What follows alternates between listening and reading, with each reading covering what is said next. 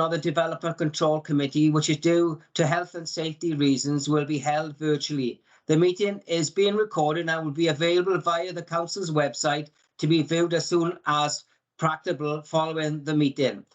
Everyone participating in this meeting will be accessing this from a remote location.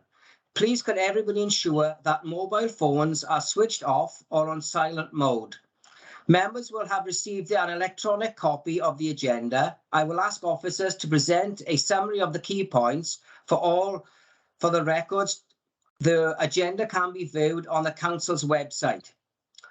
Members and officers will be speaking at various points during the meeting, and those speaking may switch their cameras on at that point.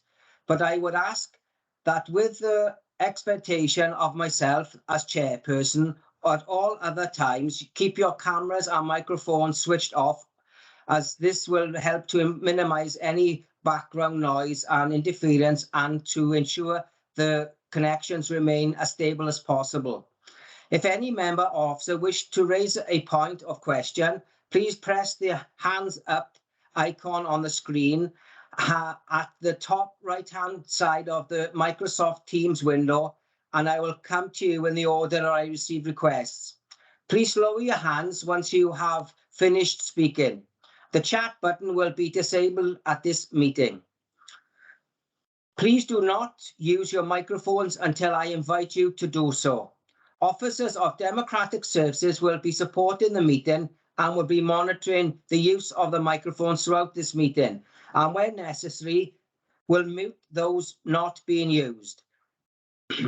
I will also ask the officers to introduce themselves as and when I ask to invite them to speak during the course of the meeting. They should ensure microphones and cameras are switched off when not in use. I will now proceed to the agenda business. Number 1 on the agenda, apologies for absence, please.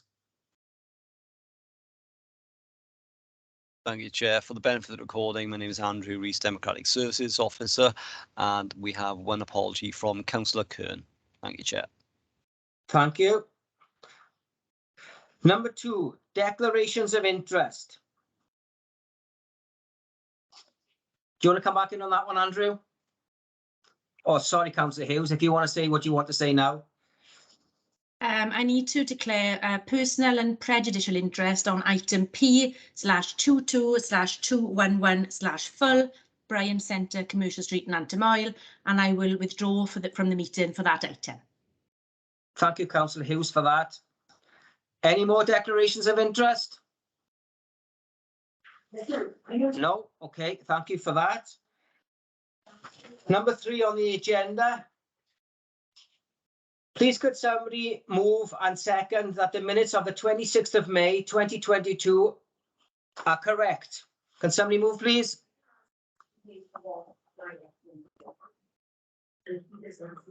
Okay, Councillor Hughes?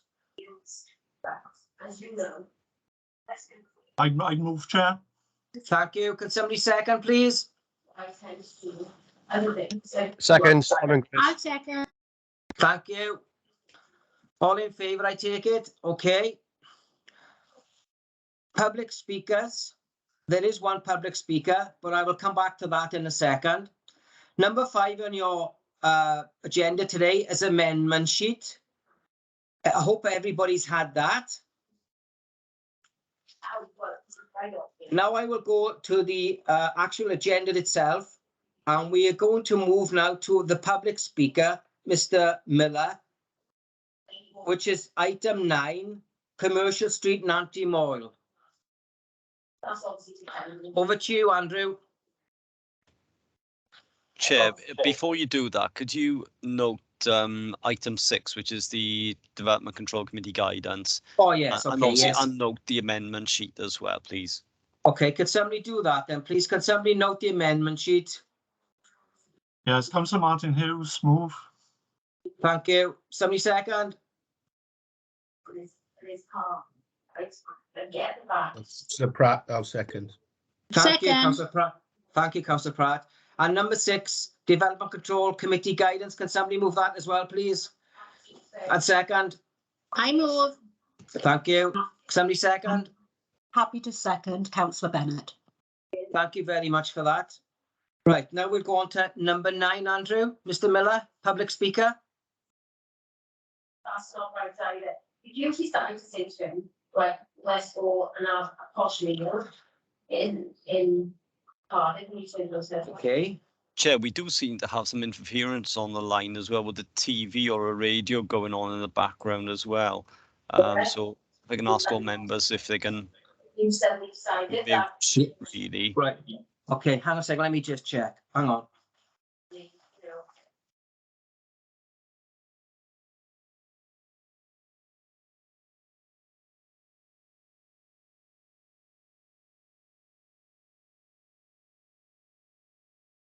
Okay, we seem to have lost Mr. Miller, the public speaker.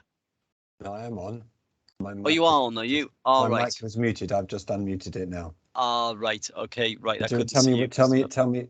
Yeah, I am on. That's right. Tell me when you want me to go, and I'll start. Okay. The floor is yours now, Mr. Miller. Well, my colleague, Mr. Flower, will start the countdown clock now. Okay, thank you. Right, okay, first of all, I'd like to address potentially misleading points made in the report about the A3 planning application. The report fails to make clear to the committee that the huge range of cooked food for the entire A3 business use is to be cooked on enclosed land to the rear of the Bryant Centre building in the open air kitchen and in the pizza van. So that's the same area that the table seating for up to 18 people is in. So all noise from the operation of a commercial kitchen will be relayed into the open air, and additional noise from up to 18 customers into the open air from 12 p.m. to 9 p.m. 7 days a week. The report claims that the enclosed land, quote, can be accessed from the main building, unquote. This is not the case. Staff have to cross open public space land to move between the building and the open air cooking area. So there's a potential health and safety hazard, as members of the public will be using the same seating area, and the cooked food orders all have to go in and out of the same gate in the fenced area. The report also states, quote, that the applicants have agreed to omit the outside barbecue area. However, the report recommends adoption of ground floor plan drawing reference 1201, which clearly depicts the outdoor barbecue and the surrounding area that the applicants are going to be not allowed to use. So the drawing should be amended to delete the barbecue, and the applicants should be required to remove it, as this has already been built, in fact. This and other inconsistencies should be corrected before the report is voted on. I don't believe that shared regulatory services recommendations that have been made have been clearly represented in the recommendations at the end of the report either. So for the safeguarding of residential amenity, the error of omission in this report should be corrected before it's voted on. Secondly, I'd like to address potentially misleading points made in the report about whether the loss of the Bryant Centre as a social and community facility is acceptable. I feel that quoting now, the Bryant Centre was developed in the 1970s with its intended use as a nursery being to serve the local community, and also, quote, its lawful use would therefore be a nursery which falls into class D1 is misleading. So it says that on the 4th of July 1974, the forerunner of Bridgend County Borough Council gave consent to the Bryant Centre being sited on public open space, being conditional that the building was used as a nursery. It's my understanding that the Bryant Centre was donated to the whole community by a local businessman, and that it was originally used as a general social and community facility long before it was used as a childcare facility. So it had various uses over those many years. So the local development plan policy COM7, which is protection of social and community facilities, the report doesn't provide accurate grounds to prove that the loss of the Bryant Centre should be permitted because it is, quote, no longer required for the current use or any social or community uses, or there is.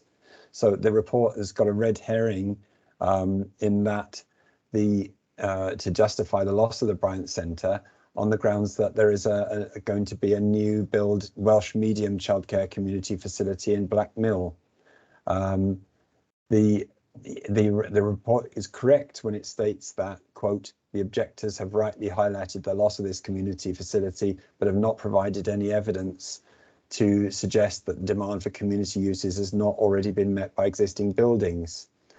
The problem is that the Bryant Centre has been managed by a small group of trustees, who, by the way, are currently in a legal dispute with the council over land ownership. But these trustees have not managed to consult with the local community and find any imaginative potential and social and community uses for the building. In the current climate of austerity and the cost of living crisis, there are many ways that the Bryant Centre building could be used to tackle hardship in our community. And this would be in line with the overarching socio-economic duty that Bridgend County Borough Council has, which should apply to all of its decisions. And I would like to point out that the Berwyn Centre, by the way, which was a much loved community facility, has of course been demolished.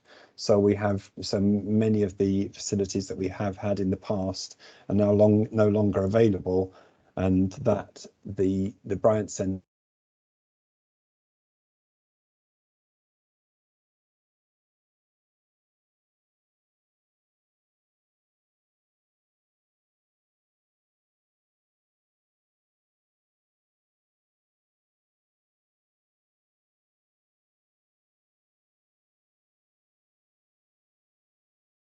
Your mic's off, Chair.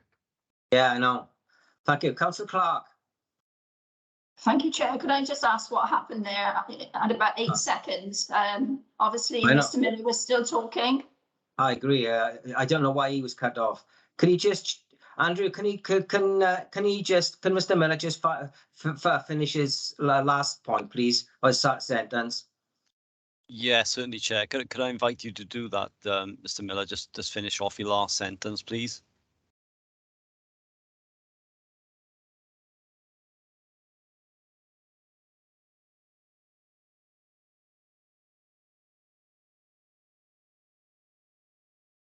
It looks like his feed cut off itself, Chair. Did it? Oh, right, Yes. Rod. Okay. Looks like it. Yes. Okay.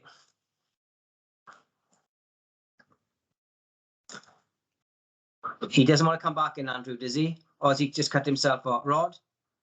I think he's lost connection with the meeting. seems to- yes. It does look as though his there was like the sort of the internet sign next to his name had sort of grayed out, so it looks like he's lost connection.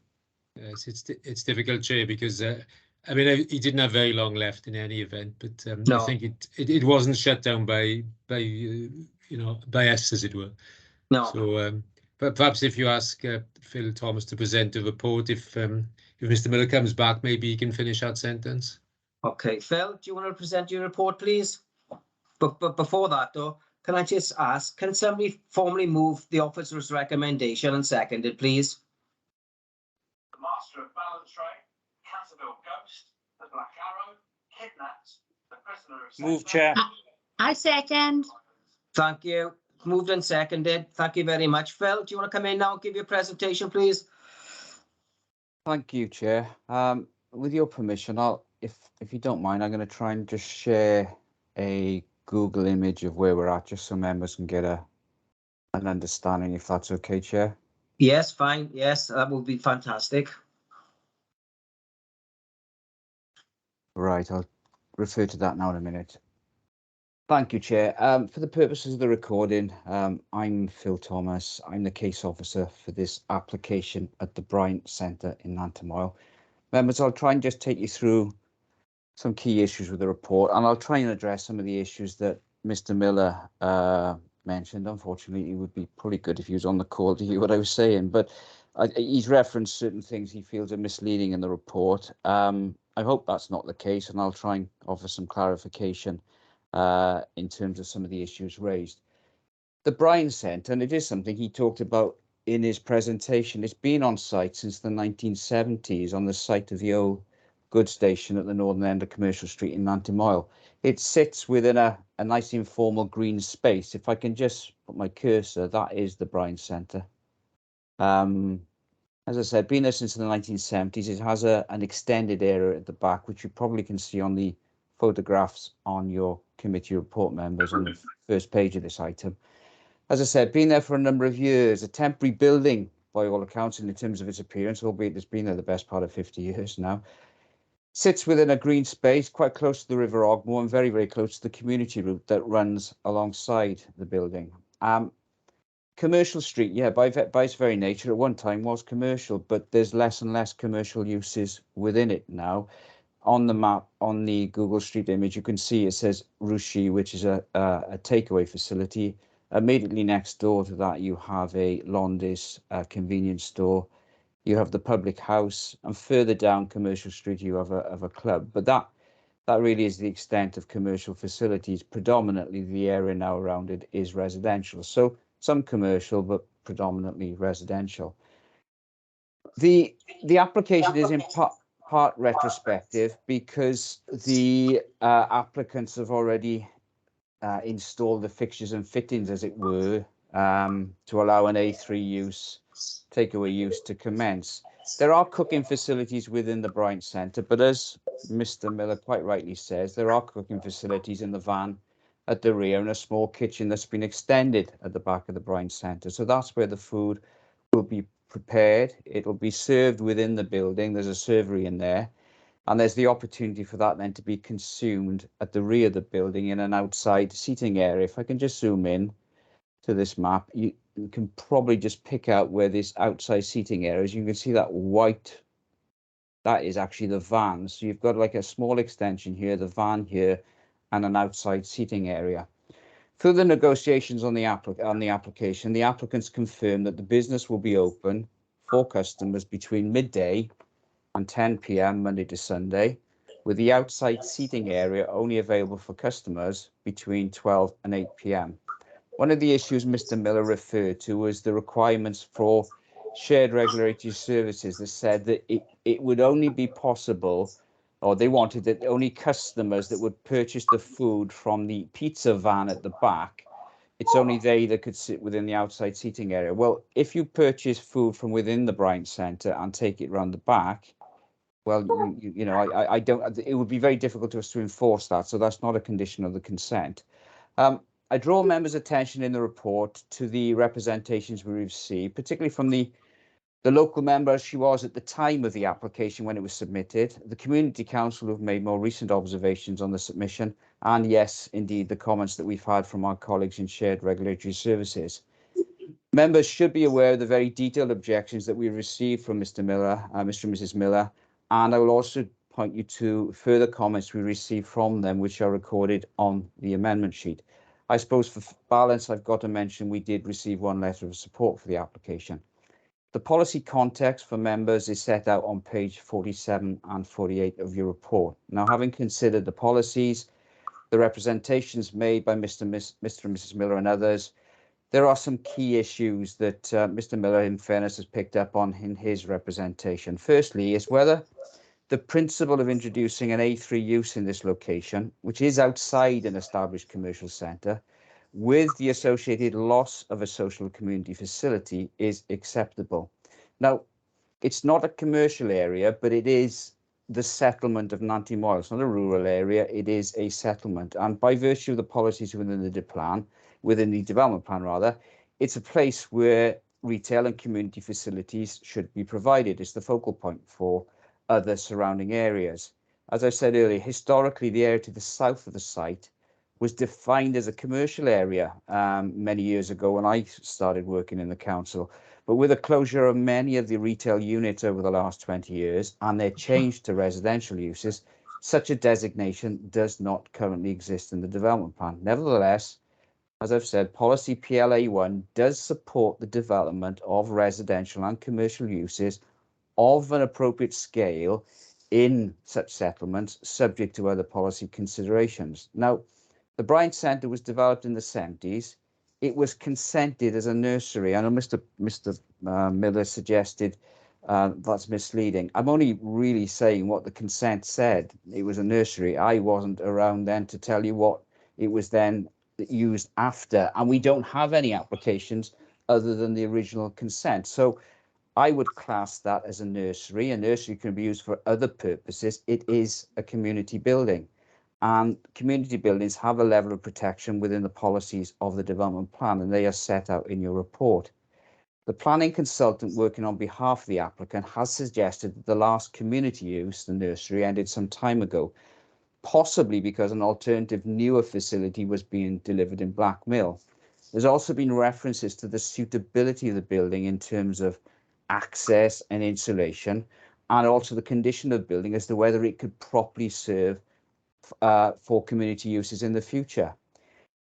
Objectors, as I said, highlighted the loss of this facility, but have not provided any evidence to suggest that the demand for community use is not already being met by existing buildings. Members may be aware of the Memorial Hall at the other end of Nantymoel, close to the clock tower, which has been there's been quite a lot of investment and improvements to that facility, and that seems to be acting as a community hub. So I think our view is, although there are these policies that protect this community building, given its condition, its age, and what appears to be a lack of use, we believe on that point alone that we haven't got a sustainable argument to refuse the application. Reference was made by Mr. Miller to the mismanagement of the facility. Now, I can pass no comment on that because I know nothing about the management, and that's not really relevant to your considerations today.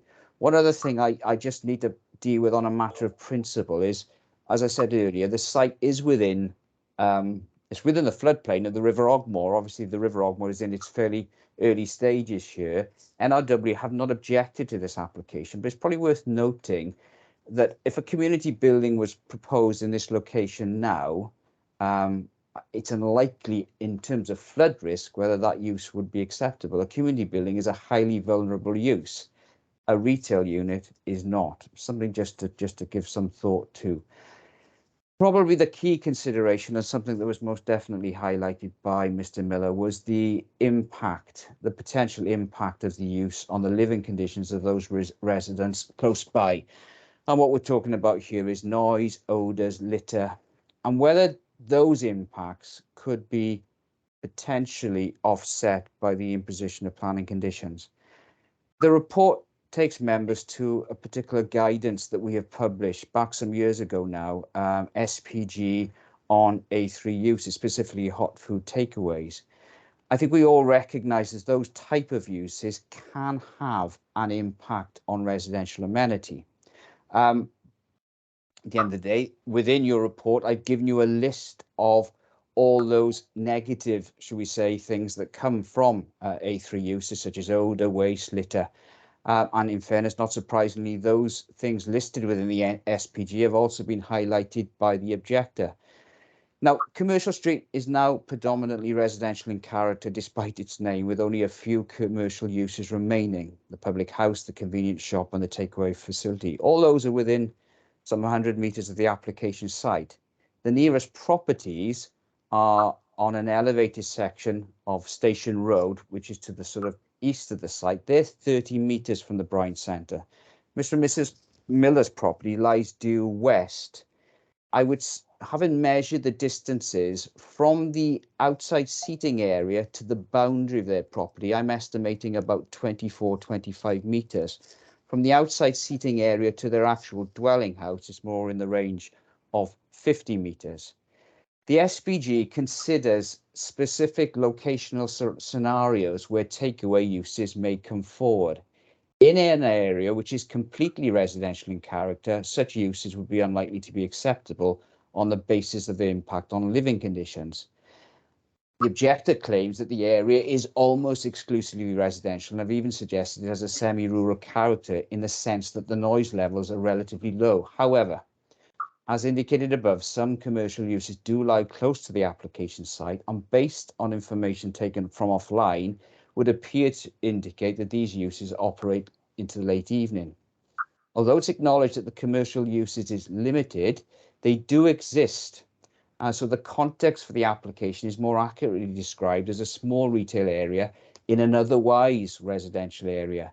The SPG suggests that any permission granted for a hot food takeaway in this location should be conditioned such that it shall not open later than midnight. Our colleagues in Shared Regulatory Services have visited the site and I've noted its close proximity to residents, and they've requested that the use be strictly controlled in terms of hours of operation, midday till 10 o'clock and the outside area from midday till 8 p.m. In addition, they don't want any takeaway or delivery services to operate after 2100 hours. Importantly, the applicant, through his agent, has indicated a willingness to work with the limitations of the conditions. So on the matter of noise, we believe with those controls, even with the outside seating area, mindful that would close at 8 o'clock, we believe that that offers sufficient safeguards to residents. Odours from the preparation and cooking of food and discarded waste and litter are often byproducts of such uses and have been highlighted by their objectives. But again, we believe controls can be introduced through the imposition of conditions. And I would draw your attention to the redrafted condition 5 on the amendment sheet that talks about controlling the cooking of food in terms of no barbecue facilities provided. That's something I think Mr. Miller referred to in the fact that one condition talks about the plan, but this condition specifically will take out barbecuing or cooking with any type of similar products. We believe that there are controls that we can impose that will limit the impact in terms of odours, and there are conditions required in fume extraction facilities. Litter can also be a problem with these types of facilities, and again, we will ask the DEVUB to submit and agree a waste and litter management strategy before any use commences, and for that to be implemented throughout the duration of the use. The last of the main issues in the assessment of the application is the impact on highway safety. Our colleague Rob Morgan has assessed this application, and I'm sure Rob will answer any questions members have, but in his considered view, the impact on highway safety is negligible, having regard to the former use and the availability of car parking facilities close by and a lay-by to the front of the building. Members, in summary, we're recommending approval for this application on the basis that the principle of introducing an A3 use at this location is acceptable. The potential for the use to impact on the living conditions of residents is a possibility. So in addition to the conditions that will control the use and hours of operation, it is proposed that a temporary consent is given for 2 years to allow the noise and odour impacts and other matters to be assessed. That's my thoughts, Chair. I'm open to any questions if you have any. Thank you. Okay, thank you, Phil. Councillor Clark, you've got your hand up. Thank you, Chair. If I could just ask a number of questions. Mr. Miller mentioned that the facility was used or was donated initially to the community as a general social facility. I think that's how he put it. But I think Phil mentioned, and please forgive me if I get it wrong, that they are not quite sure, or the authority isn't quite sure what uses it has been used for. And my question would be, why doesn't the authority know if it's on authority land? That would be my first question. My next question would be, Phil mentioned that if it was used now as community use, because of the floodplain, it wouldn't get permission. But surely if it was used as community use initially, then would planning permission be needed? My next question is regarding the temporary consent. Is temporary consent normally 2 years? The authority wish to,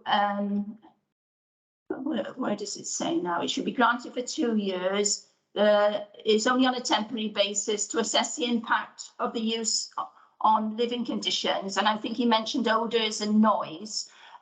Does it take 2 years to establish whether there's odours and noise? And should the temporary permission be lowered to at least, I would have thought, a 12 months, you're going to be able to establish whether there's odour or noise within months, I would have thought. So 2 years, I think, is far too long. So at the moment, I think those are my questions. If I could have those answered. Thank you, Chair. Certainly, Phil. Thank you, Chair. Thank you, Councillor. I'll do my best to answer them. Just going in reverse, if I may. Temporary consent, yeah, we've put down 2 years. I think that there has to be a bit of a balance here between safeguarding the amenity of residents, and that's the reason why we've granted the temporary consent. We think the conditions that we've imposed will offer the safeguards, but there's an element of doubt. Sometimes there is with planning permission, but I think here, because we don't know how successful the business will be, how intense it will be. It's a fairly limited building. It's not a huge building, but I think we feel we've got to give an opportunity for the business to establish. There has to be a commitment on the part of the applicant to invest in this. So if it were only a temporary consent for a year, I'm not sure they would do that. So I think we feel 2 years is not excessive in terms of if there were issues. And of course, remember, if there are issues of noise and odour, the planning authority not the only place that complaints can be dealt with. If colleagues in environmental health or shared regulatory services have their own legislation that can deal with statutory nuisances. So that's something to bear in mind. The issue of the building is on council land, but the building is not the council's. Does that make any sense? I think it sort of does. Obviously, it was gifted, I think, to the community, as Mr. Miller rightly said, by a businessman back in the 70s, and Mr. Bryant, by all accounts. That's the name of the building. The building, is it held in some form of trust or management? I don't know that. I honestly don't know that. It's not absolutely material to the application. There is, as was suggested, quite a lot of discussion going on in the background between our landlord, the corporate landlord, who is responsible for council land, and the persons that are responsible for the building as to where the necessary agreements in place. That will carry on, and ultimately that has to be resolved outside of the planning process. So there's no intervening planning history other than the first consent as a nursery. Now, it may have multiple uses since that time, but I've got nothing on record that gives me anything other than a nursery. I think it's been used as an OAP centre. I think it's been used for the sale of fresh fruit and veg. Well, that's a completely different use again. But none of those issues are ever brought to our attention.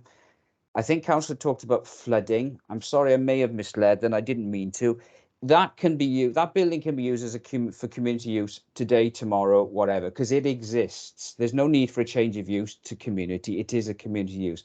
I was merely making the point that if we were doing this fresh today and there was no building on that site, if you wanted to put a community use there now, that would be more challenging because of the flood risk. Those issues were not considered in 1974 when the consent was granted. But it is material now. And the point I was trying to make there is a retail is a less vulnerable use, and therefore in policy terms is more acceptable. My apologies, Councillor. I hope I've tried to give some answer to your question. Yes, that's fine. I think the only concern that I've got is... Councillor Clark, hang on now. Yeah. You've had the answer. There's somebody else wants to ask a question. You can come back with a supplementary after. I've got a problem with that. Councillor Griffiths, please. Yeah, I want to go to the point about the noise and the late night activity and that sort of thing. You make the point that there's already a takeaway in the immediate vicinity. My understanding about that takeaway is that it's a sort of takeaway that people drive to, they buy the food and they drive home with, whereas this particular facility is very different than that, and it's actually encouraging by putting seating locally for those people to eat either on the grass or around that area even till late at night. So I'd like to make the point that that's a very, very different type of usage than the existing takeaway that's there. So I don't think that we should see the existing takeaway as a precedent of it already happening in the vicinity. Thank you, Councillor Griffiths. Do you want to answer that, Phil? Yeah, just a point. Yeah, fair point, Councillor. I think Ruchi's is a Nepalese Indian takeaway, and I take your point that that's the nature of that is you go there, you buy your takeaway, you take it home to eat. Rarely would you walk along the streets with it. That's not likely to happen. I think the intention is for this particular facility to have what they call more street food. Just be mindful though. You said late night. 10 o'clock in terms of takeaway facility. 8 o'clock for the seating area. I don't think 8 o'clock is late night, in all honesty. That's the only balance. I think if it were to operate as the SPG sort of suggest could do much later, I think there would be impacts. I think we're acknowledging there is the potential for impacts and seeking to control that through planning conditions. Thank you, Chair. Thank you. Councillor Clark, you want to come back in with a supplementary? If I could just return to my questions from before, Chair, thank you. Thank you. I think my only concern, Phil, is because Mr. Miller said that it was donated to the community as a general social facility. I know I'm really labouring this point. Before he said it was a childcare facility, and he mentioned the Berwyn Centre, and as we know, the Berwyn Centre, was sort of the hub of the community at one point, and was used quite extensively, if you like, by people living within the community.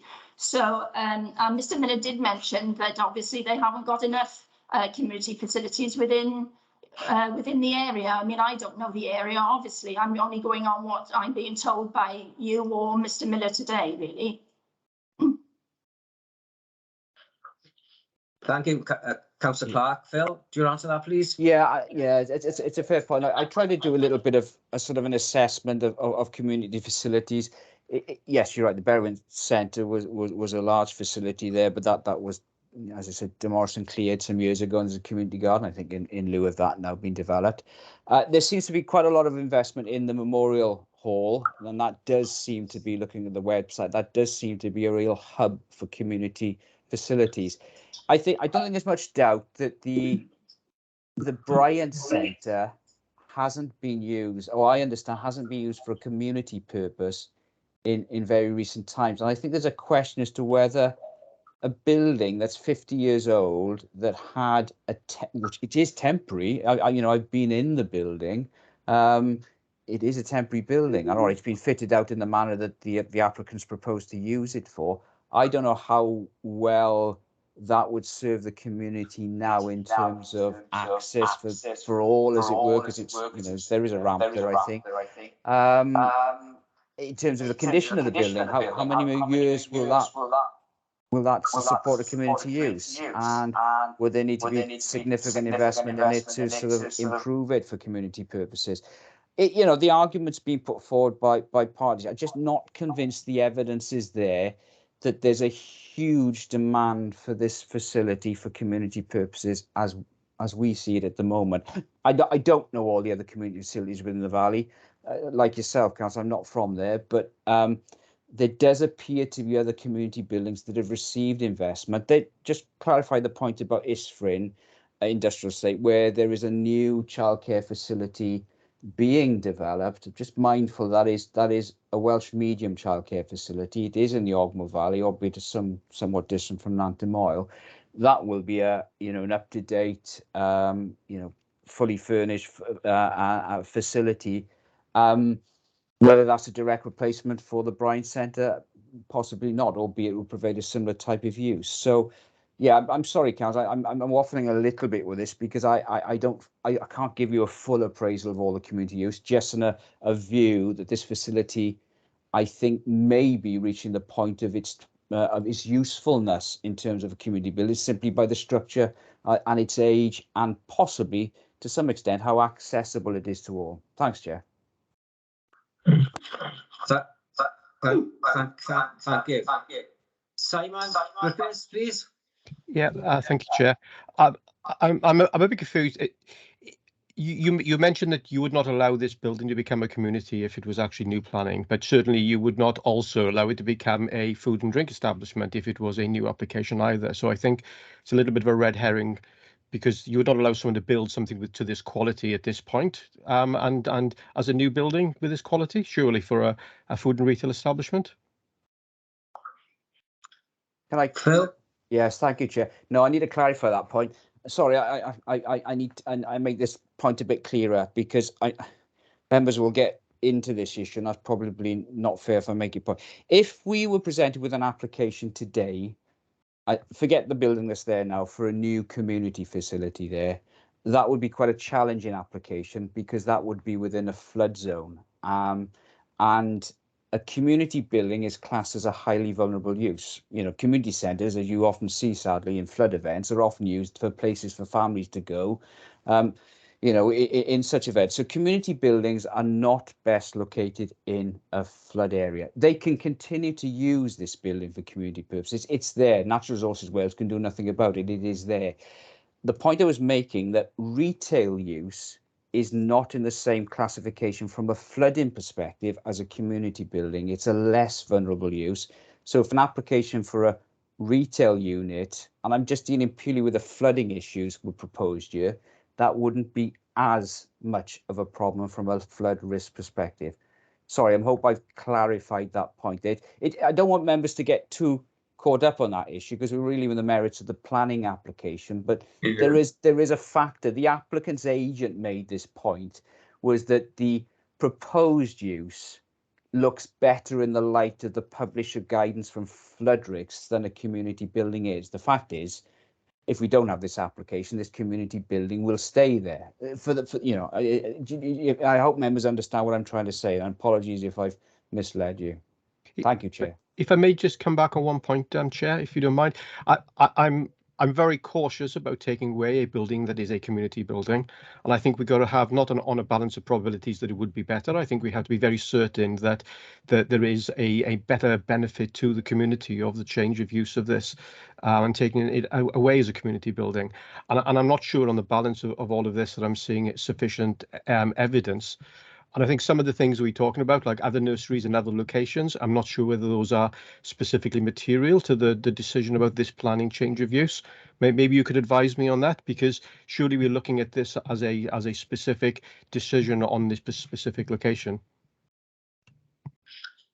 Thank you for that. Phil, do you want to answer that? Yeah, Councillor's right. It is specific to the merits of this application. You know, all applications on their merits. In terms of the community facility, yes, it is a community facility. It's not used or hasn't been used recently as a community facility, as far as I'm aware. It has an historical use for community purposes. Whether the building is going to be one that we are going to be able to use, whether it will be used for community purposes going forward because of its age and its condition and the accessibility issues, is something that we have to have regard to, because I know the applicants will put that forward in terms of their argument to say, well, it's not really suitable or longer required for a community facility.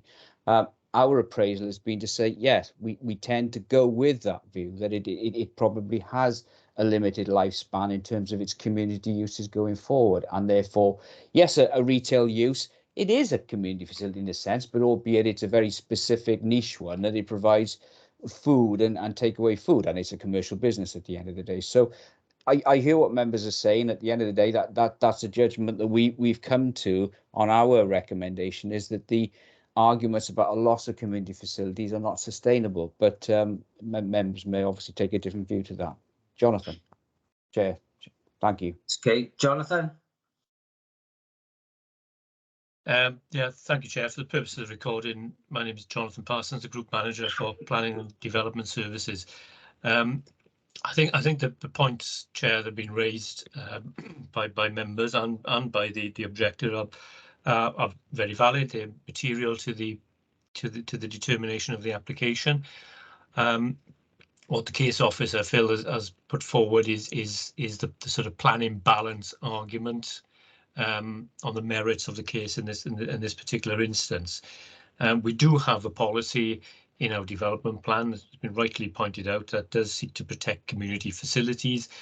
Now, it would apply in this case, and we would have to assess the proposal against that policy, which is what we've done, and that's outlined and highlighted in the report. Community facilities is not tightly defined. There are cases where we would class a pub as a community facility. There are cases where a nursery is a community facility. There are cases where other facilities within the community are come under that policy, and so I think we would need to sort of assess the case overall with that in mind. I mean, if this was converting it into it's unlikely, it's a completely different scenario, but if it was to be converted into a private dwelling, for example, then yes, there's a distinct loss of a community use going to a private use, and I think there is that as a distinction there. But I think members they need to be aware that the policy has been applied. We've assessed the proposal against that policy, and the recommendation is before you in the officer's report, and all the necessary evidence has been taken into consideration. I think if we were to look to refuse planning permission, then we would have to justify that and provide the evidence to suggest that there is a demand for this type of use, current use, to proceed. It's also slightly complicated in that the uses, some of the physical works have also commenced. The use hasn't, but some of the physical parts of that building, the changes to that building have already commenced. There's a paraphernalia associated with the proposed use already there, so it's not entirely a new proposal. There's an element of retention there as well. And just to reiterate the point as well that Phil made earlier, that we would have to look at the current structure of the building. We would I would imagine if it was to come back to some other type of community use, then there would be a need to do an asbestos survey, for example. There would be a need to look at the fire safety aspects of it. Now, these sort of issues wouldn't apply to the use that's actually being proposed. There would be obviously other health and safety matters to look at, but those issues will be a little bit more acute if this was to come back in use as some other sort of community use. But the information is in front of you, members, and what you see is the on balance recommendation. Thank you, Chair. Thank you, Jonathan. Councillor Griffiths, you got another question? Yes, for Mr. Parsons, if I could. Yeah. In the last meeting, Jonathan, you mentioned how difficult it was to enforce with the lack of staff that you have at the moment. There's clearly a strong need for enforcement and checks on this particular planning permission.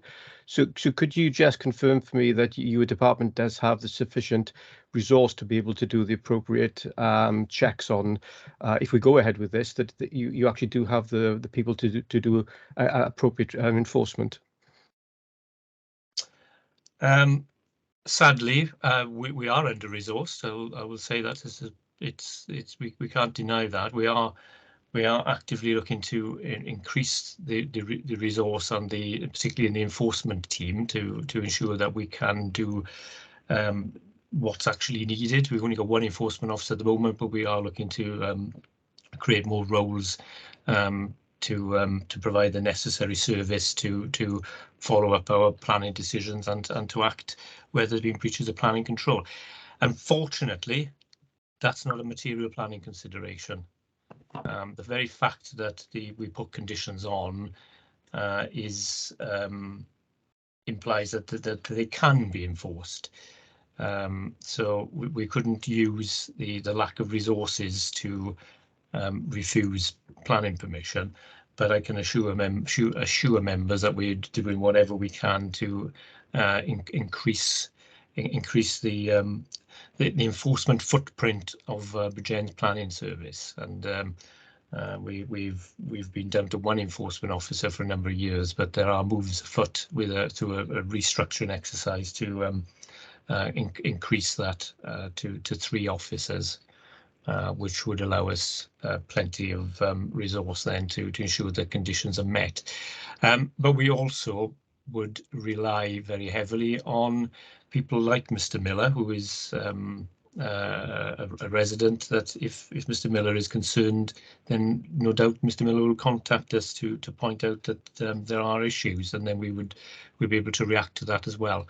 But ideally, we would want to be more proactive in that approach and ensure that those conditions are being met. Stay there for a second, Jonathan. Councillor Griffiths? Yeah, if I could just have a follow-up then. So your proposal is not to do an active enforcement, but you would be in a position that you could react to complaints coming from the community. No, that's not what I said. I said that we would aim to be proactive in our enforcement service, and where we've got conditions such as a temporary consent, then we can act on that because we can log the expiry date of that in our electronic systems, and we can check to see whether planning applications come in to retain that use, and we can follow that up. That can be done proactively.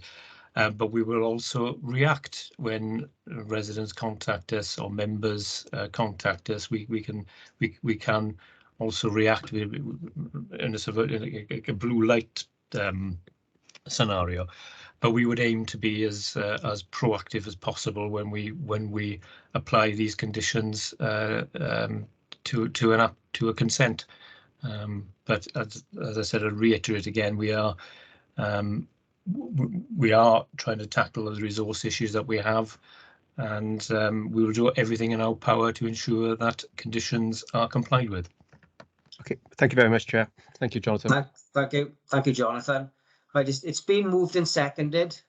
All in favour?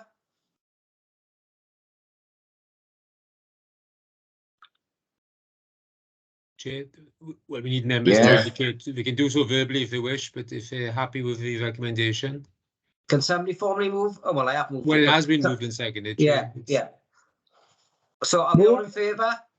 Yes. Yes. Yes. Anybody against? It No. sounds like that's unanimous, Chair. So that's approved as per the recommendation Yeah. with the extra conditions Phil mentioned. Yeah. Thank you, Rod. Okay. Okay, we'll go back now to the agenda items. Number 7, Quarter Coed Brackler. And Alexandra, do you want to present this, please? Chair, can I just ensure that Councillor Della Hughes is brought back in, please? Certainly, Andrew. Yeah, I'll do that. I'll just send her a request to join.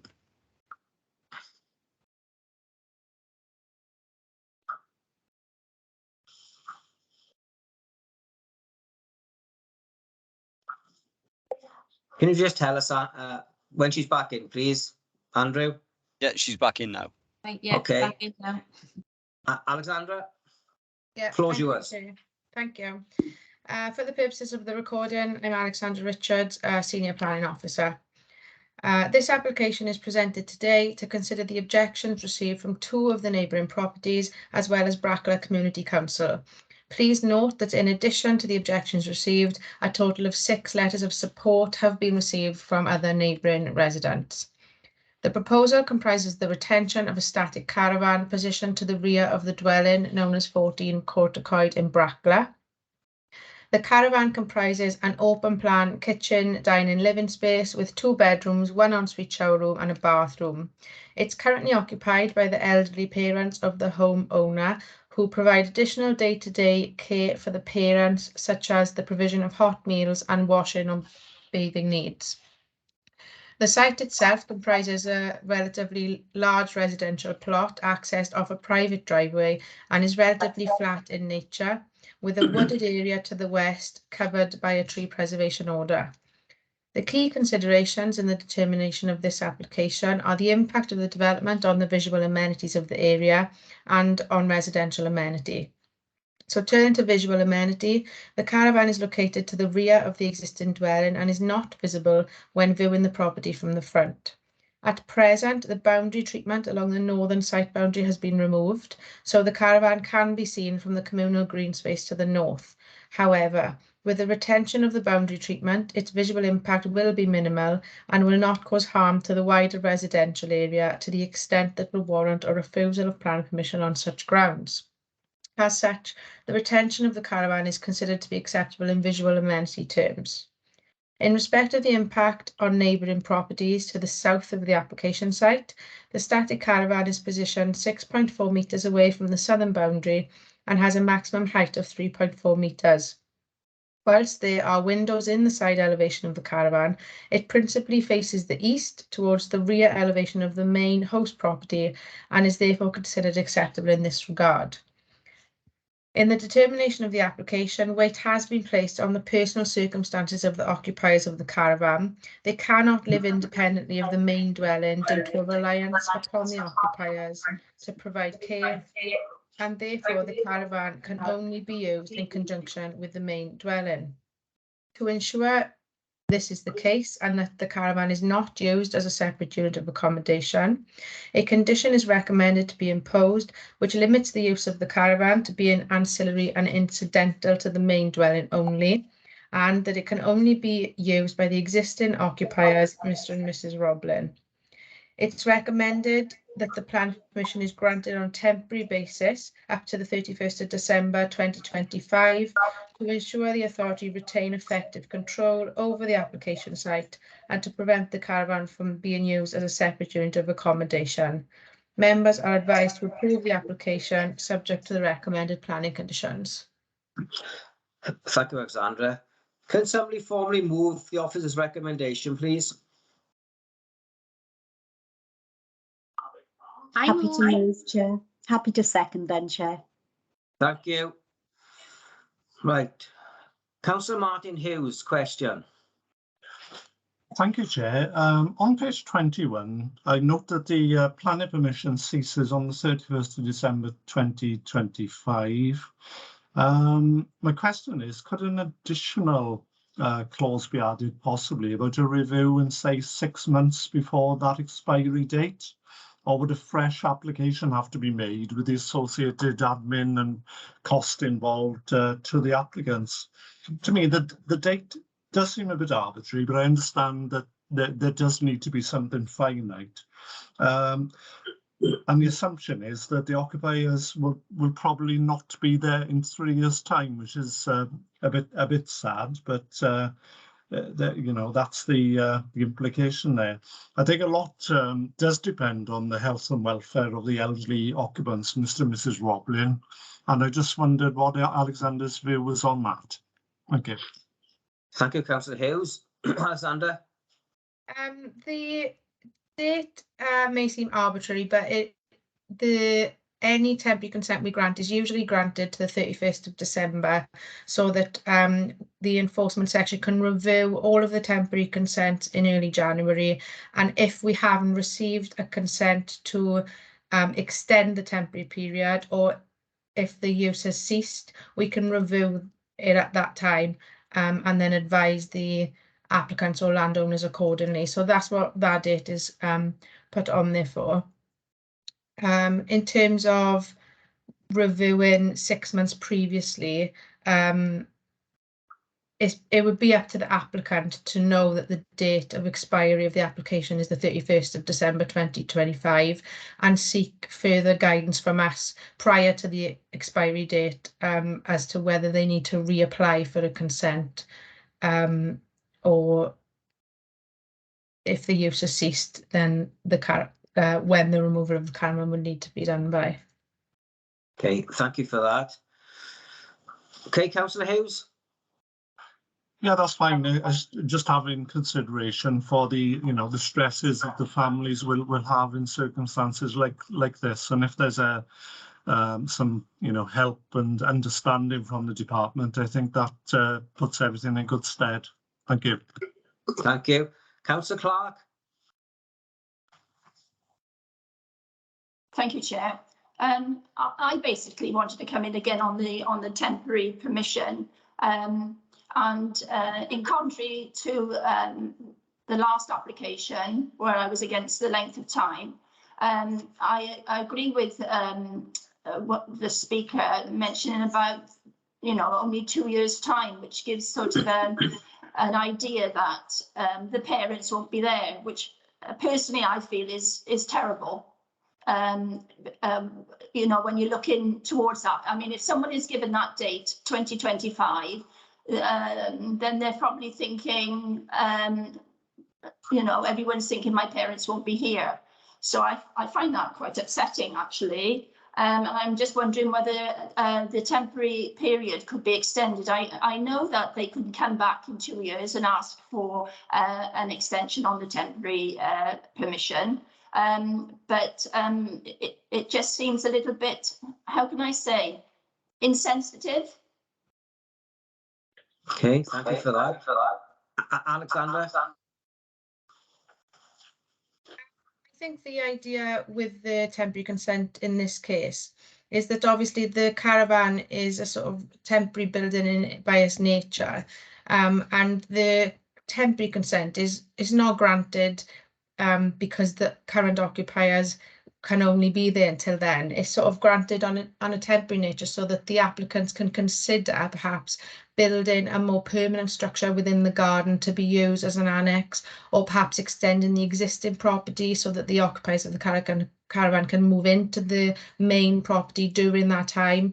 I appreciate what you're saying about it being an upsetting concept, but it's not there to ensure that the occupiers have gone by that time. It's just there for the applicants to maybe think about the wider context of where their parents will be at that time, what type of care they really need to be provided, and what accommodation is most suitable for them.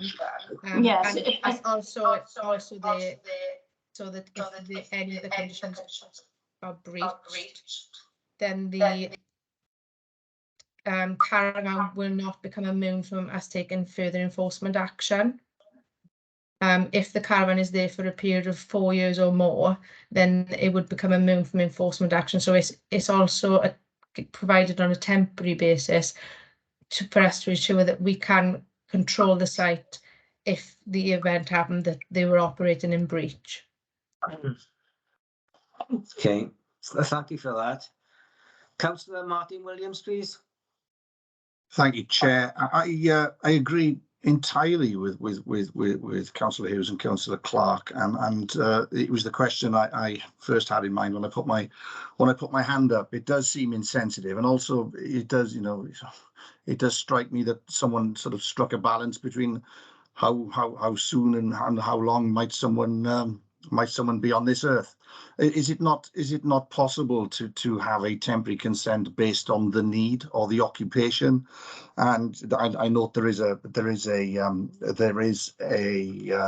condition in there that it must be occupied by 2 named people, and could we not have a temporary consent that said if either of those people cease to occupy that caravan, it must be removed within, I don't know, 3 months? Can it be done on that basis rather than a hard date? And the other question is, should it be required after the 31st December 25? Would they have to, if they apply for an extension, would there be a cost associated with that? I think we're all sympathetic to why this is here, and I think we should, wherever possible, make life as easy as we can. Alexandra? Yeah, the condition which stipulates the date says that if the caravan ceases to be occupied prior to that date, it should be removed within 1 month of occupation ceasing. So that condition covers the ceasing of the use of the caravan prior to the date of the temporary consent. If the occupiers were still there at that point, the applicant could decide to reapply to extend the temporary consent.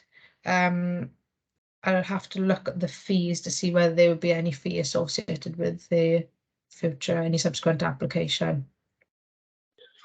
Okay, thank you, Chair. If I could just come back on it, if the principle exists, therefore, as we've just been advised, that the and choose my words carefully now. If the consent ends when the occupation ends prior to the temporary date, then surely the principle can be applied if at any time. So to take the date away and say that within 1 month of those 2 named people ceasing to occupy that caravan, the caravan must be removed.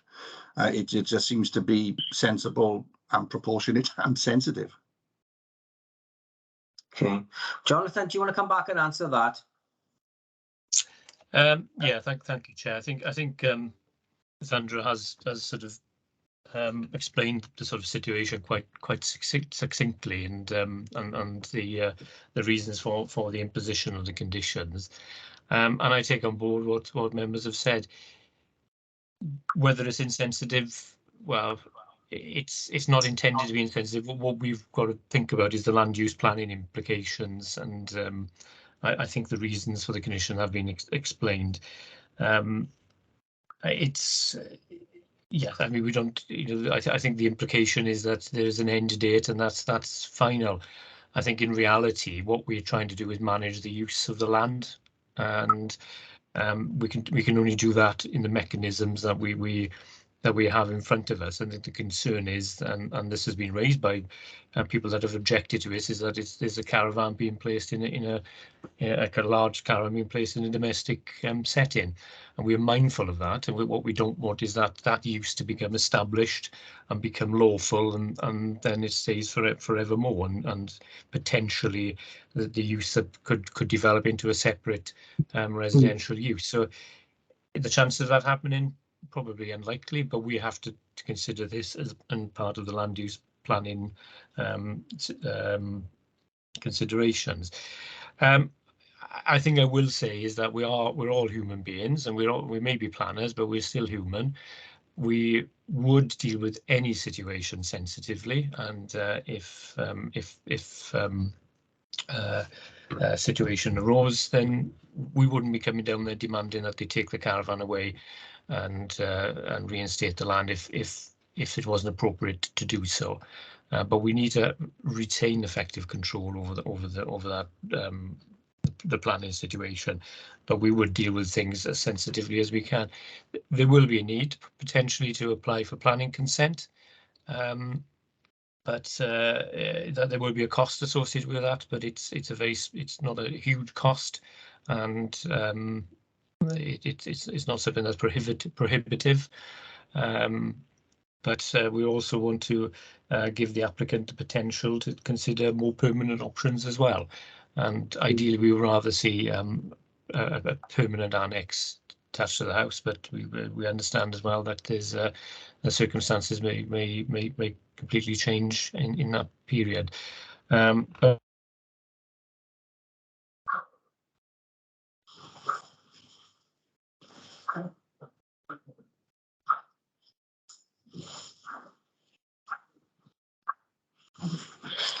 I think Jonathan has.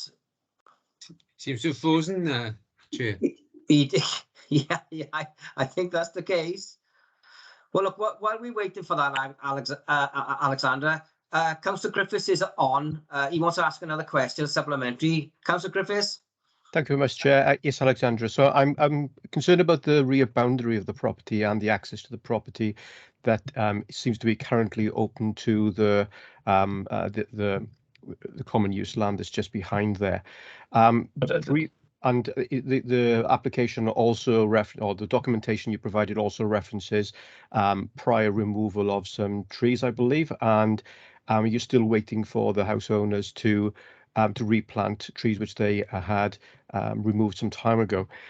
What I'm concerned about here is that if the house owners haven't complied with prior requirements for them to correct the situation, whether they are actually likely to comply with the requirements that you're setting on them to close that rear boundary and close the access to it, which is a concern for the local residents of the area. So again, I guess my question here comes back down to enforcement, which is there's a prior record here of non-enforcement and non-compliance with a prior application.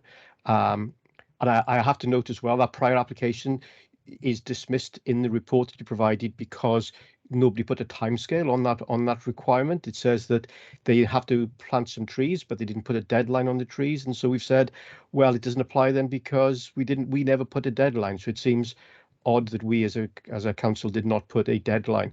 And I would make a comment for the department that if we don't put a deadline on our requests to residents, then they are likely to never do them because there's nothing to force them to do that. But sticking to this particular application, what I'd like to understand is that there is certainly concern in the local community about the visibility of that caravan from Brackley Community Centre and from the main road just at that point. and unless a significant fence is put in the correct place, and there's also seem to be some dispute about the actual boundary of the property as well, then we are going to be reducing the amenity of the core Brackley area around the triangle. So again, apologies, Jonathan, but this does come back down to enforcement, and we are going to not serve our communities well unless we are able to enforce the requirements that we put on house owners to make sure that they don't impinge on the local community. Alexander, could you answer that? And I'll call Jonathan and then to wind up. Yeah, no problem, Chair. Thank you. Firstly, the northern boundary of the application site has been removed. It was removed in order to site the caravan. It's not the case that the caravan is sat within the green space, communal green space to the north of the site. The caravan is within the curtilage of the residential property, and it doesn't exceed the existing residential boundary. The applicant has confirmed that they intend to reinstate the boundary along the northern boundary. They haven't done so yet because they were awaiting the outcome of this planning application. And we have put a recommended condition on stipulating that the boundary needs to be reinstated within 2 months of the date of the consent, and it needs to be a 2-metre high vertical timber fence like the existing one. So reinstating that northern boundary fence will limit the visual impact of the caravan on that northern communal area. And it's not the case that the applicants haven't complied with the previous TPO consent. The TPO consent was granted in 2021 for a variety of works for both this property and the adjacent property number 15 Courtycoed. There was a condition imposed saying that 4 replacement trees need to be planted, and a scheme with the species and the location of the replanting would need to be submitted to the authority prior to planting. The applicant hasn't submitted the scheme to date because they're awaiting the outcome of this application, because if the caravan is going to be retained for a period of until 2025, they will replant the trees around the caravan, if that makes sense. So the applicant will comply with that condition that's put on the TPO consent, and they will have to comply with the condition to retain the vertical fencing within 2 months as well. Jonathan, I'll come back to you now, Councillor Griffiths. Jonathan? Your mic is off, Yeah, Jonathan. thank you, Chair. Hopefully I've unfrozen. You did. Hello, in time. Yeah. Yeah, hopefully I've unfrozen now. My son has come home from school and switched on his computer and sucked all the Wi-Fi out of the house. Yeah, again, we seeking to control the land use elements, and we will aim to do so to the best of our abilities, but of course we'll do that sensitively. But the controls are there to allow us to do it, and that's the reason behind the condition. Thank you, Jonathan. Councillor Griffiths, I assume your hand has gone down. Do you want to ask a question now? Yes, I'm not sure whether it's really pertinent, but would it have been possible for us to put a clause to ensure that they also plant the trees at the same time as they put the fence?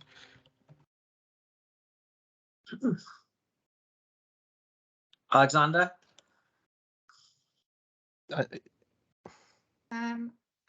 I think if we grant consent today, we are aware that that condition needs to be dealt with and complied with. So I don't know if there would be need to add it to this consent as well, and we could deal with the two at the same time concurrently. Okay. I think, was you going to say that, Jonathan, as well? Yeah, but we can only put conditions on that are relevant to the development. So if they're controlled under a different consent or a different legislation, we shouldn't really be duplicating planning conditions. If it's not necessary. Okay, thank you for that. I can't see anybody else asking any questions. It's been moved and seconded. Are we all in favour, please? Aye. Yes. Yes. Yeah. Yes. No. Yes. Yeah. I think that was overwhelming. Thank you. Thank you very much. Rod, you happy That's with that? approved. Yeah, that's approved. Thanks, Chair. Thank you. Right, we'll go on to number 8 now then. Land rear of 3546 Salisbury Road, My Stake. And Lee, can somebody move the recommendation with the amendment, please? And second it? Chair, sorry, it was remiss of me. Councillor Richard Collins, I am the ward member, so I declare a personal interest in this. Right, okay. Rod, have you got that? Yeah, so I don't think there's any particular need to declare an interest as a ward member. That's okay. That's fine. Thank you. Yeah, you're I'll okay. move then. Thank you. Somebody second it, please.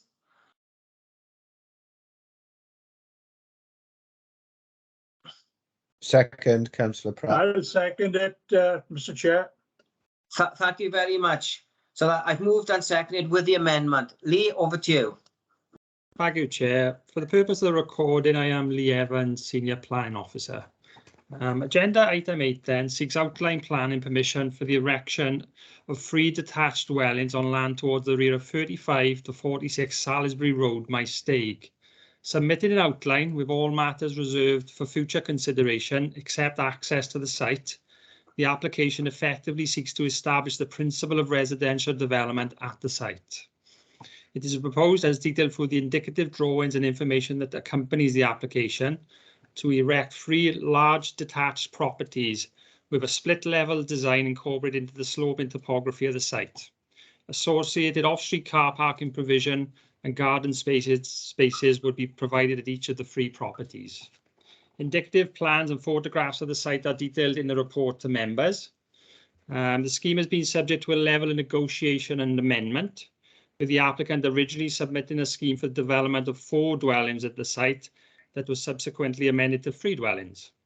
The dimensions and indicative appearance of the dwellings has also been revised to better reflect the 2 adjacent plots that have already been erected directly alongside the application site. Members' attention is drawn to the objections raised by the local residents to the scheme, with the material matters of the principle of the development, visual impact, neighbouring amenity and highway safety being considered the key issues in this case. In terms of the principle of the development, the application site is situated inside the settlement boundary within a predominantly residential locality. Other residential schemes have previously been approved on the development site, including the developed scheme comprising 2 dwellings directly adjacent to the site, which provide the means of access to the application site. On this basis, the proposed residential use of the site is supported in principle. In terms of visual impact, and whilst noting the outline nature of the scheme, with the exact appearance of the buildings needing to be considered the reserved matters stage, the application is considered generally acceptable in this regard. The site is relatively hidden, and whilst the development would have a marked change on the existing appearance of the plot, the new dwellings would not appear so incongruous or incompatible within the setting to warrant the refusal of the scheme. In terms of the impact on neighbouring occupiers, the concerns and objections of the local residents are duly acknowledged in this case. However, given the siting of the buildings, offset and distances from properties that adjoin the site, and the appropriate use of boundary treatments and landscaping, on balance, it is considered the scheme is acceptable in this respect. In terms of highway safety, the Council's highways officers raise no objections against the scheme, subject to the imposition of conditions. Residential schemes, as I said, have previously been approved at the site, and an appropriate means of access to the site would be formed of the existing access and turning head that has been created adjacent to the site, serving numbers 5 and 6 Bryn Reddin. Members are also advised that no other statutory consultancy has raised any objections against the outline scheme, including the Council's ecologist, land drainage section, the coal authority and the public rights of way officer. In summary, members are advised that with due regard to the amendments undertaken to the application and the conditions recommended, the outline scheme is recommended for approval as detailed on page 37 of the agenda. Thank you, Chair. Thank you, Lee. Well, I can't see anybody asking any questions.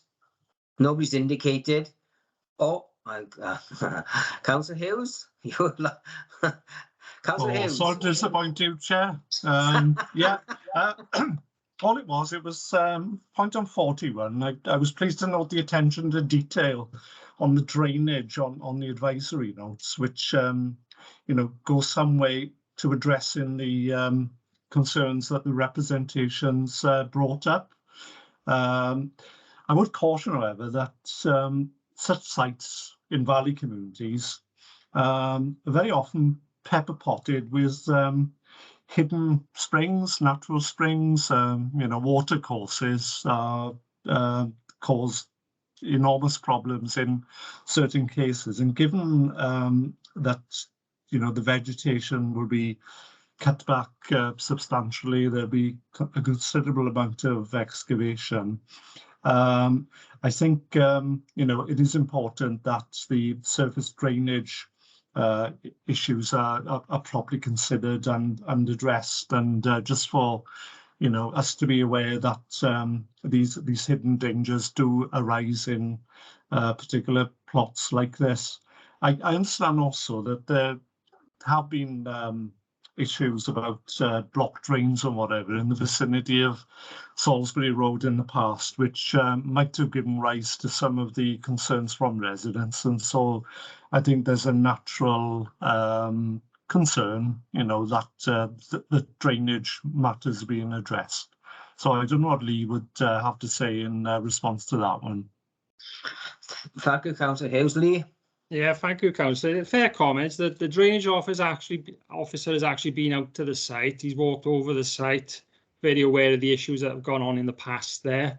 Hence why we've put two conditions on in this case: one for the general drainage of the site to be agreed and carefully looked at, and one for during the construction as well to control surface runoff in this instance as well, because we're on the slope, we're on the hillside, and there are issues there. But with the help of the drainage officer, I think we can cope with those, member, through the conditions that we'd imply in there. Thank you for that.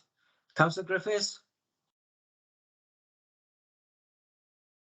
Yeah, so I did a bit of research on this around the rights of way in the area and the path, and I noticed that you note in the report that it isn't being developed on the path.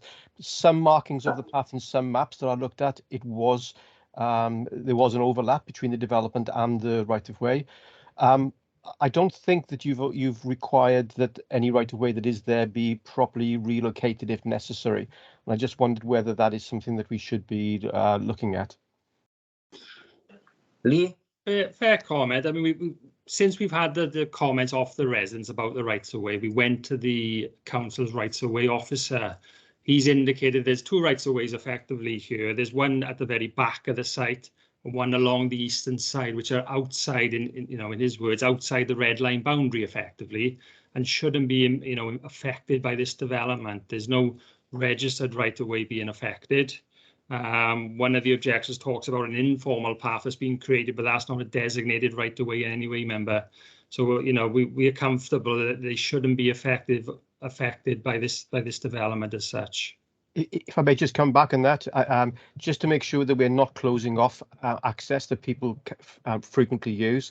So yes, if you look at the Google Maps, you can see clearly that the most used path is not the rights of way path, but the one that goes through the property. So what I'm really looking for is if we are building over the most commonly used path, that the rights of way that are around that are actually upgraded to the point at which they can take the amount of traffic that we see going across the property at the moment. I mean, the path that's been affected is over private land, effectively, isn't it? It's over the application site, and the applicant has got the right to fence that off at any time. Could have done that in the past, could do it tomorrow, effectively. But I'm quite assured that, that the designated rights of way will be fine. It won't be affected, but this informal track will be lost. But as I said, that is not a recorded right of way as such. So we struggled to control that in the interest of the objector, to be honest. As I say, it could be fenced off at any point, really. So sorry, if I could come back just once more, Chair. I'm not really looking for preservation of the informal track, but to make sure that we are not losing the rights of way there, because my suspicion is the rights of way are unused at the moment because of the informal track. And so, once you take informal track away, somebody needs to make sure that the public right of way is properly maintained, and I guess that's us as BCBC. So it may come upon us to clear those rights of way, and I just wondered whether that should be part of the responsibility of the developer to make sure that as they're taking away a common use path, that they could upgrade the rights of way to a state at which we would then be able to take them on and maintain them going forward. Lee?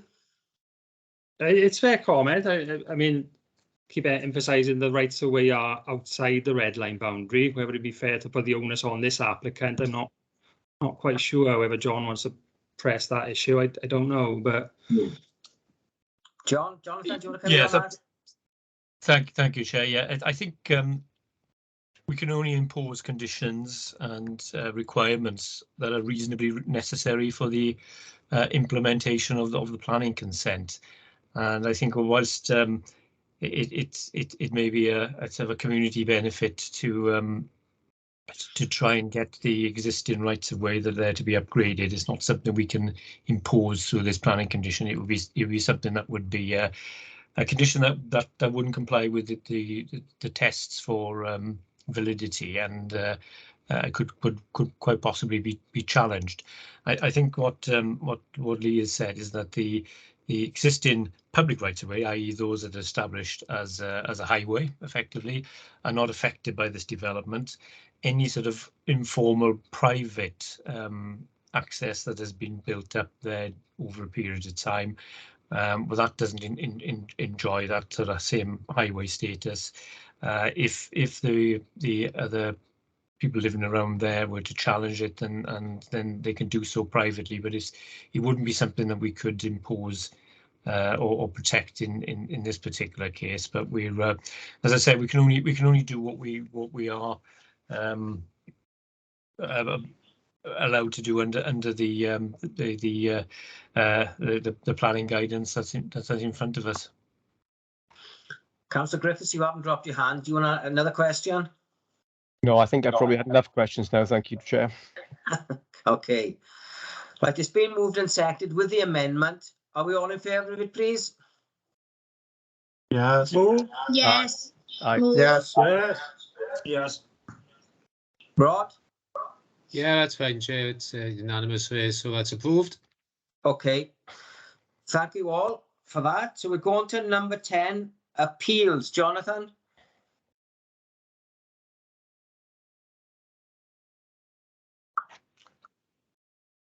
Thank you, Chair. It's our usual appeal update report. We've had a couple of appeals in, but we've also had some appeal decisions. One of which is allowed, which means that the appeal was successful, and the two that were dismissed, which means that the appeals have gone the way of the council's recommendation. The one that was allowed is in Porthcawl in Chestnut Drive, and that related to a raised patio area, and the inspector in this case sort of reasoned that because of the existing topography of the site and the characteristics of that area, that a degree of overlooking from the patio area is the norm, and set aside the council's concern then about potential overlooking into adjoining properties. So that argument that we put forward wasn't accepted. However, the inspector is required a screen to mitigate against any potential overlooking there. In terms of the other appeals, the site extension in Pencoed, that was dismissed again. It was a bit based on policy grounds. We used our supplementary planning guidance on household extensions, which just tries to protect the closing up of spaces between properties, if you like, and to avoid the sort of terracing effect. And there's policies specifically to avoid that, and in this case the inspector supported the council's case, and in a way this strengthens our planning guidance in this particular area. And similarly with the fence in Wilsden Road, this was a fence at the front of the property. The inspector supported the council case that it was a visual intrusion and also detrimental to vision for highway safety purposes. So some good decisions there. But important thing to bear in mind for members is that the council's policies and guidance seem to be working reasonably well. Thank you. I'm happy to take questions on that, Chair. If anybody's got any. Okay, Councillor Williams. Thank you, Chair. Just as a general point, really, as a new councillor, well, when appeals are upheld, and obviously there can be specific situations, but generally speaking, how does the council reflect and learn from where those are upheld, and how does that inform our approach to future determinations and advice? That's a very good question, and yes, we do reflect on appeal decisions, and particularly if there is a direct challenge then to a particular policy or a particular way that we apply those policies. I'm pleased to say that we don't get an awful lot of challenge to those established policies, but we do sometimes have appeal decisions that we give us time to pause and reflect and think of whether there are different ways we could do things slightly differently. Doesn't happen very often, but we as officers then would perhaps have a discussion on this and decide whether is it just a one-off appeal decision that's a challenge in the policy or the process, or is this consistent decision that we are getting? Because we don't necessarily always agree with the inspector's reasoning. In planning inspectors, they're the same as us. They're qualified planners, so engineers or lawyers, depending on the particular case.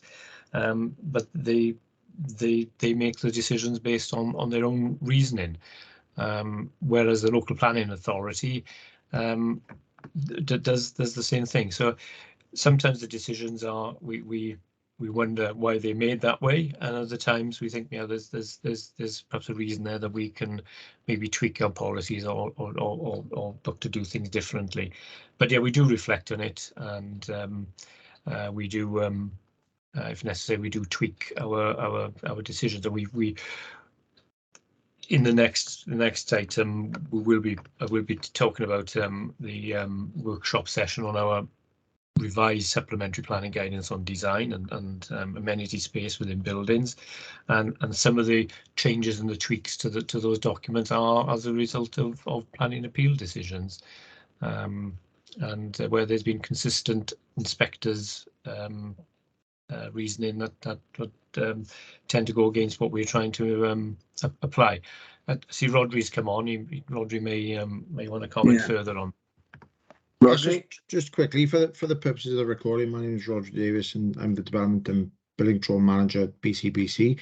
Just on the flip side of that, sometimes we might get an appeal that's been dismissed, so the inspectors on our side agrees with us, but the inspector might suggest something in the scheme could be changed to make it acceptable, and if the applicant then reapplies with those changes applied to the scheme, then it would put us in a bit of a difficult position. But it's we do tend to pick up on the way the inspectors looking at it, and if it's in line with what their suggestions were, we don't tend to refuse it again just out of being just for the sake of it.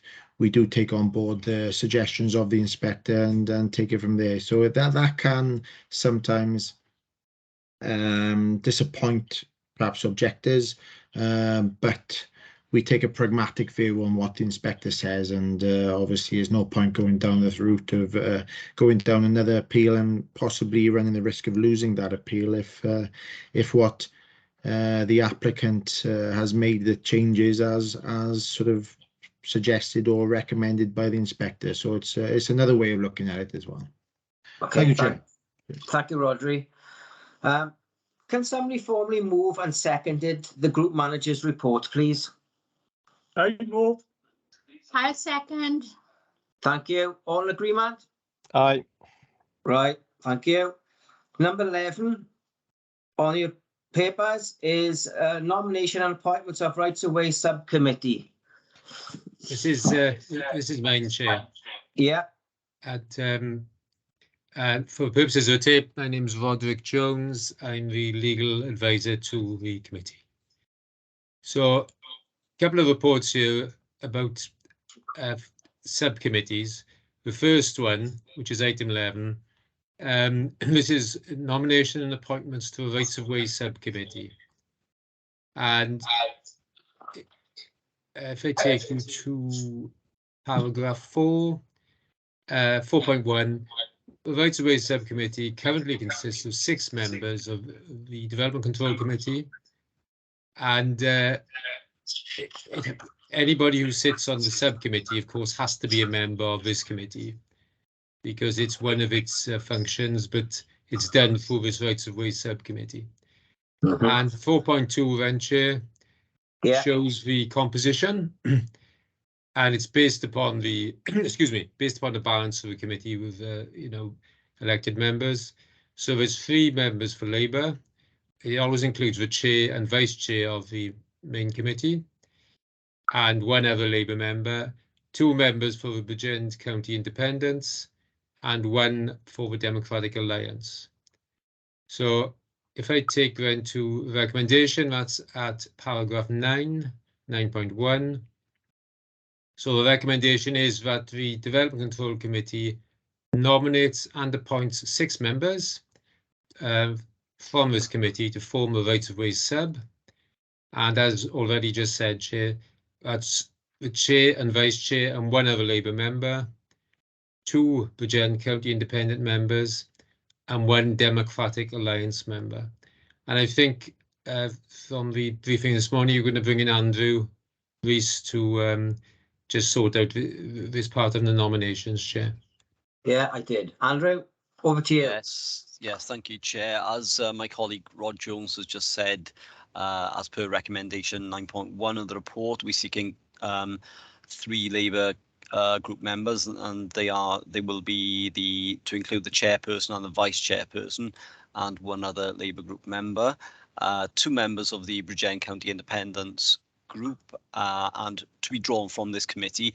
And those 4 members, we will be looking for 2 members out of councillors Barrow, Harrison, Martin Williams, and Mark John, and we'll be seeking 1 Democratic Alliance member to be drawn from Councillor Clark, Councillor Chris Davis, and Councillor Della Hughes. Thank you, Chair. That's okay. So, Councillor Clark, you got your hand up first. So, can we have the nomination from you, please? Yes, I'd like to nominate Councillor Chris Davis. Is that seconded?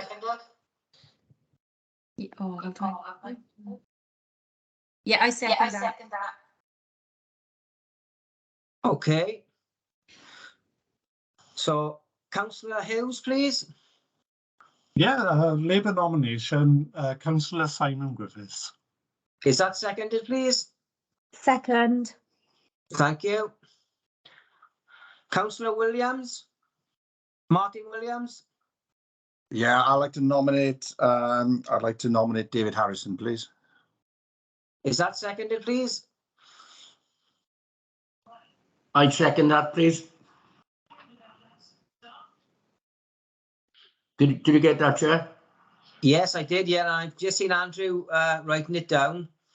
That's right, Chair. So it looks like we have all the nominations then. So it's the composition of the subcommittee is yourself and the vice chair, Councillor Chris Davis, Councillor Simon Griffiths, and Councillor Della Hughes. Then I think that's. Was that we want 6? No, it wasn't Della Hughes. It wasn't Della Hughes. Oh, sorry. She's a Democratic Alliance. Councillor David Harris. So can we just have 1 person speaking, please? Because there's a lot of cross talking now. Go through the chair, please. Sorry, Right, Chair, who's just speaking? Sorry, Rod. my apologies, Chair. Just to come back in, I make that so far 5 members. And you said 6. And we need 6. Yes, Yeah. we need another nomination, Chair, from the Bridgend County Independence Group. Chair, I nominate Mark John. Is that seconded, please? I'll second that. Okay. I'll second that, Chair. Did you get that, Andrew? Yes, I did, Chair. Okay, so that makes it 6, Rod, yeah? Yes, Chair, that's correct. 6. And all those members have been moved and seconded. Hopefully everybody's in favour. So if we could just have the committee's agreement, Chair. Yeah. Yeah, everybody in favour of them 6 nominations? Aye. Yes, Chair. Yeah. Yeah, it gets unanimous, Chair. So Andrew will sort Yes. out the details going forward now. Yeah. Okay, thank you for that. Number 12, Rod? Yeah, this is a similar report, Chair, but slightly different because this is to do with the site visit panel. And in the past, as members who've been on this committee in the past will know, we've appointed a site visit panel, which again comprises the chairperson, the vice chairperson, and a third member. And also there's been a reserve member who will only sit on the panel if one of the other members was not available. Now, if I take you, Chair, to if I take committee to paragraph 4.3, and the background to this is that because of the lockdown, which started in March 2020, no site visits have taken place since that time. And in September 2020, or September 17th, this committee agreed to amend the code of practice on site visits, and the report sets out the complete minute there, Chair, of the committee of that time. And the essence of that minute is, because it's so difficult to do site visits, particularly with full committee, we were hoping for a change, if you like, in regulations and the way the council approaches this.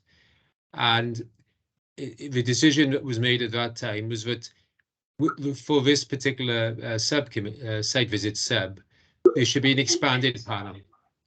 And that would again go up to 6 members in total. Now, so far, as I've already said, we still haven't had a meeting, even of the expanded site visit sub. But we want to appoint that subcommittee again today. And if I go again to paragraph 9.1, which is a recommendation, it'll be, and apologies for this, Chair, because I don't think this recommendation makes it clear as to the composition, but it's exactly the same as the last report. There should be 3 Labour members, one who will be the chairperson, the vice chairperson, and a third Labour member then. And then for the other 3 members to be made up will be in the same proportion. So again, it's 2 from the Bridgend County Independence and 1 from the Democratic Alliance. And again, I think Andrew is going to conduct this part of it to sort out the actual nominations, Chair. So I leave it to Andrew now. Okay, thank you, Andrew. Okay, thank you, Chair. So again, it's the for the site visit panel, which comprises of 3 members. Then it would be yourself, the vice chair, and traditionally the third member has been an opposition member, and then a reserve member is normally a member of the controlling group of the authority. And then, as my colleague Rod Jones has said, for the expanded panel of 6 members, and that would comprise of the chairperson, the vice chairperson, a third member of the Labour group, 2 members of the Bridgend County Independence Group, and 1 member of the Democratic Alliance Group. Okay. Right, okay, thank you for that. Councillor Harrison? I'd like to nominate Tony Barrow. Is that seconded? I'll second that, Chair. Chair, just for clarification, so this is the, if you like, the third member of the existing committee, which is Andrew has intimated, it would be normal customer practice to go to an opposition, someone not from the ruling group. Is that correct? That's right. This is for the third member. We'll take that first then, Chair. Okay. That's Okay. fine, thank you. Councillor Clark? Thank you, Chair. I'd like to propose Councillor Delahuse. Is that seconded?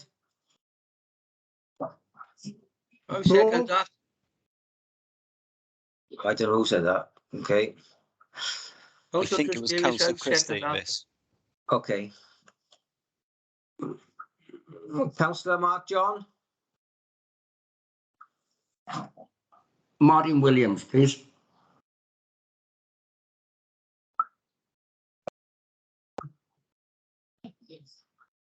Is that second? Councillor Harrison seconds that.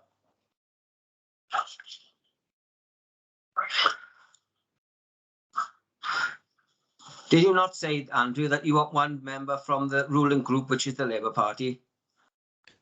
That's right, I did. Councillor Bennett, you put your hand up originally.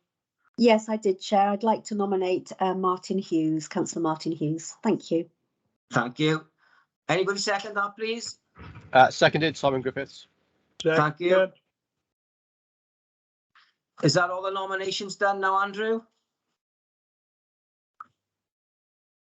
I think that's right, Chair. Yeah, that's six. Yes, that's right. Yeah. Yes, we have 6 there. Okay, that's great. So so you're happy? All in Yeah. favour of them nominations? Great. All Yeah. agreed? So the Yes. Move, Chair. Yes. Thank you. So to clarify Ann. then, Chair, the third member of the panel would be Councillor Barrow. Rod, Rod, that was to go to the opposition, wasn't it, Rod? That's correct, Chair. I think that was dealt with in the course of the discussion to Councillor Barrow, yes. Yeah. That's what I got down as well. Yeah. Right. So thank you very much for that, Chair. I think Jonathan wants to come in just to talk about site visits in general, because as I said, we haven't actually had any and still not had any to this day, as it were, till this meeting. So I'll leave it to Jonathan now. Okay, Jonathan, please. Yeah, thank you, Chair. Thank you, Rod. Yes, we still no further along with regards to when we can actually commence site visits again. It's I think every time we do make some movement towards getting a panel or a procedure together, because we had temporary procedures in place during the pandemic. Something happens, and in this case, COVID cases are on the rise again. So we are being encouraged. I think it's not legally, but we are encouraged not to have face-to-face meetings where virtual meetings can be carried out instead. So we don't really know where we are with we're going back to site visits. So we will keep members up to date as to when that when that procedure comes back in. I think it'll probably come in with the move towards hybrid working and hybrid meetings, and this will probably be covered as part of that. And just for members to be aware, what we've traditionally done for new members' benefit, what we've traditionally done is when officers in agreement with the chair feel that we think a site is probably going to be of sufficient interest to warrant a site visit, we do that before committee. So we would normally do that on a Wednesday morning before planning committee on the Thursday afternoon, or the Thursday morning, whichever will come forward, and it gives members the opportunity to see the site before actually discussing it in the virtual chamber afterwards. There is still provision within the code of practice for members to request site visit, but request site visits when the application comes before them. But we try to be, in order to be more efficient, we try to sort of highlight the more controversial schemes that members may well be interested to see. So once we get the go ahead to start site visits again, we will do so. But I should point out we haven't had a site visit, as Rod indicated, since probably February or March 2020. So we've done virtual site visits, but we've never actually done a face-to-face visit. So some may say that we don't actually need them, but I think they're an essential part of determining planning applications. So we'll try and keep members up to date as to when these visits will come back in. But at least we have the panel in place now, and we also have the amendment to the code of practice to allow that. Thank you, Chair. Okay, Jonathan, if you stay there, because the next thing on the 13 is the training log. I don't know if you want to go through that now with members. Yes, thank you, Chair. Chair, Councillor Clark has indicated that she Sorry, wishes to I do speak. apologise. Yes, Councillor Clark.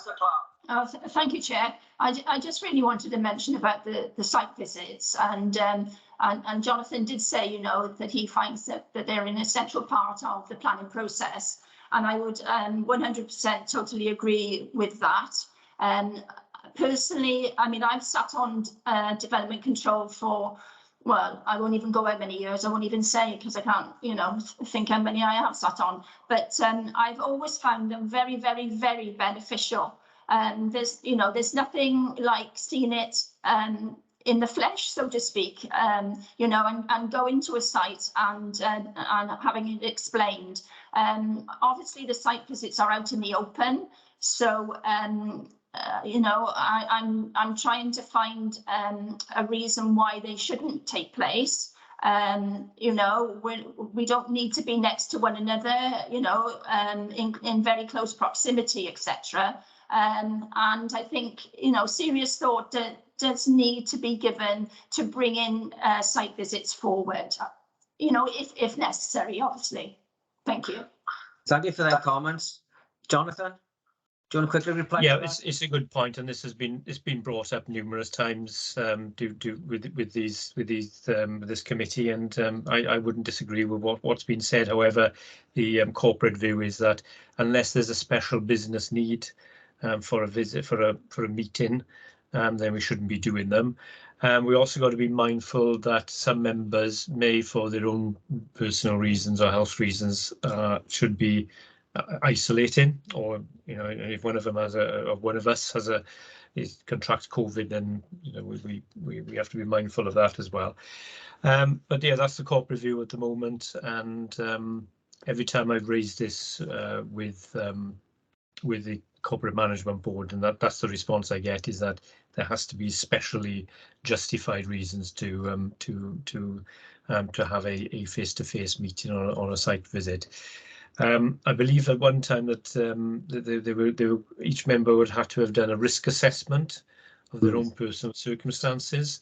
Now, since then, we've had a lot of new members on this committee, and I don't know whether that's been done or whether that's in the process of being done. But that was something else that was raised, that some members, as we mentioned before, some members may be more vulnerable to COVID than others. So there's a lot to be taken in there, rather than, I would love to be able to flick a switch and we just go back to doing the site visits as we've done previously, but unfortunately I'm not in a position to do that. But I am hopeful that when we move to a different way of working, then we can start that process again. Do you want to go on to the training log, Jonathan? Yes, of course, Chair, and it's a slightly unfortunate situation yesterday where we were hoping to take members and all members of the council through the procedures in the LDP and the next steps for taking our replacement local development plan forward. We were scuppered by technical issues, which we have now tried to address.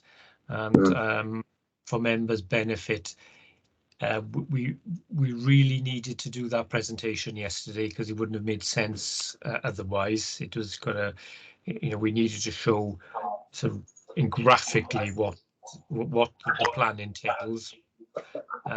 So we're trying to rearrange that session. We want to do it as soon as possible. We're mindful that we're entering the summer holiday period, and we don't want to prejudice some members that may have holiday plans. But we're aiming to try and do this before the end of the month. Richard Mathams and our strategic planning manager is liaison with our colleagues in committee services to find an appropriate date. At the moment, Fridays seem to be the less congested in members' calendars. We may have to look at other days, but yeah, it's unfortunate. We had a ready-made slot there to take this through, but I apologise to members for wasting their time yesterday and having to sit around for a period of time while we tried to sort things out. We did try, but it ultimately ate into too much time, and we wouldn't have given the subject justice. So I think it was quite right to postpone that session yesterday. But that's the next one on the agenda, and then in August we will have a workshop session on our supplementary planning guidance for householder development and amenity space within dwellings. And I did mention this the last committee meeting, that we are looking for a volunteer from the committee to act as a champion for this piece of supplementary planning guidance. This is the norm that we do. We like to have members who be involved in the drafting of planning guidance, which is this committee's guidance, and we actively encourage member engagement. So if anybody's interested in taking that forward and has an interest in design, then please, by all means, contact me and we will give you a briefing session on what we are proposing to introduce at the workshop in August. But yeah, we are wedded to having member engagement in our policies. Thank you, Chair. Thank you. Well, if nobody else wants to go, Jonathan, put my name down, I'll go. I haven't received any urgent items for today's agenda, so I officially close the meeting, and thank you all for attending and officers for today's meeting. Thank you very much. Thank you, Chair. Thank you, Chair.